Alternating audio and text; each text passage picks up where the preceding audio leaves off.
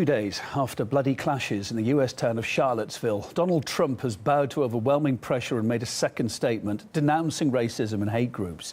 He's been under fire, though, for failing to single out the role of white supremacists in Saturday's brawls, which culminated in a car being driven into a crowd of counter-protesters, killing one woman.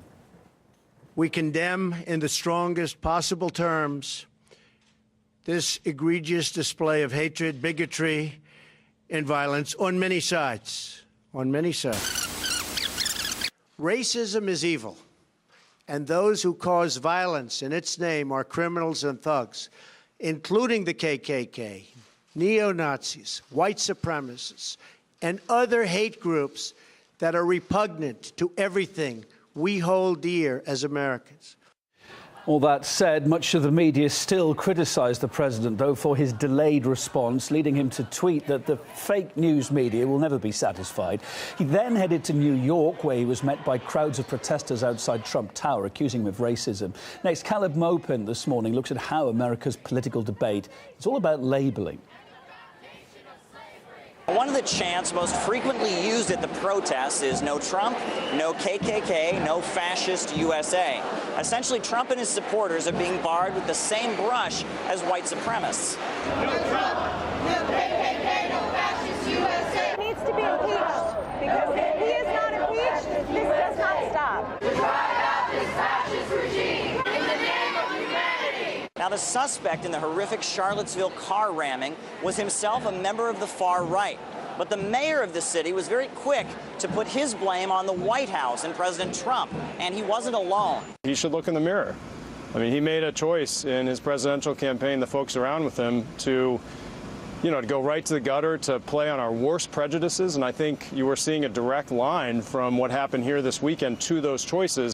Trump has made it clear, with Bannon and Gorka in the White House and the Klan in the streets, it is now the white supremacists' house. The incitement of hatred that got us here is as real and condemnable as the white supremacists in our streets. The Democratic response to the car ramming mirrors the way Republicans responded to the shooting at the congressional baseball practice. They blamed Democrats for stoking up the atmosphere, when in reality the attack was carried out by a lone wolf Republican hater. You've had an increasing intensity of hostility on the left. This intensity has been building, I think, since election night. The hyperbolic vitriol from the left has spurred threats and now action without historical parallel. Events like today are exactly why we took issue with NY elites glorifying the assassination of our president. Now, most Americans, liberal, conservative, or otherwise, are not violent. However, it seems like the leaders of the two major political parties try to make the other half of the electorate look like they are. And that seems to be mobilizing people in both camps. You want to start some shit? Go ahead and demonize me. I don't give a f***.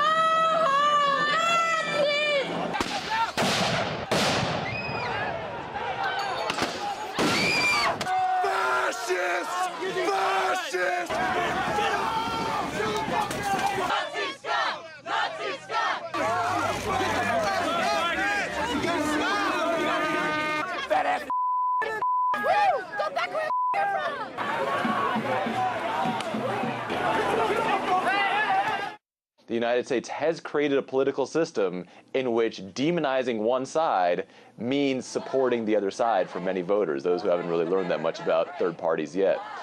The solution to this is to reduce some of these impediments. We need a system in which political parties have to fight for their own ideas. They have to show why what they believe is good and why it's right and why it's an excellent idea, not just focus on demonizing the other side. So no matter what your political outlook is, the best strategy seems to be the same. Generalize and demonize. Maupin, RT, New York.